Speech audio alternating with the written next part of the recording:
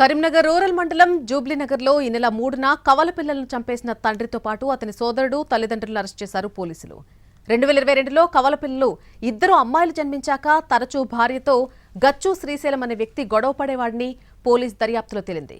మగపిల్లాడి కోసం ఆశపడిన అతను తరచూ భార్యను వేధించేవాడిని కరీంనగర్ సిపి గౌష్ ఆలం తెలిపారు.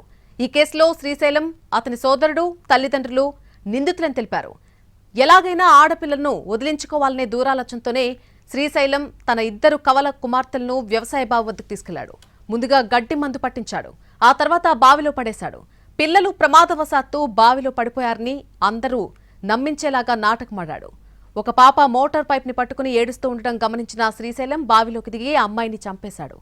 ఇంతలో గ్రామస్తులు రాకపోవడంతో గ్రామస్తులందరూ తరలి రావడంతో తనను రక్షించేందుకు ప్రయత్నించినట్టుగా నాటకమాడాడు.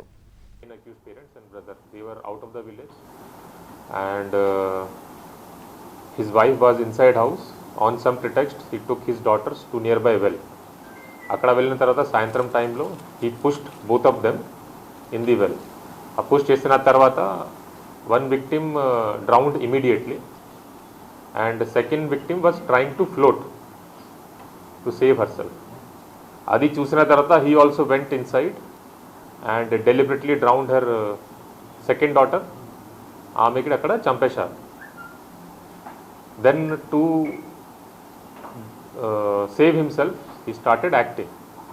ఒక పాప డెడ్ బాడీ అక్కడ ఫ్లోటింగ్ దొరికింది. అప్పుడు అది పాప డెడ్ బాడీ పట్టుకొని he started shouting, ఇట్లా నా పాప చనిపోయింది.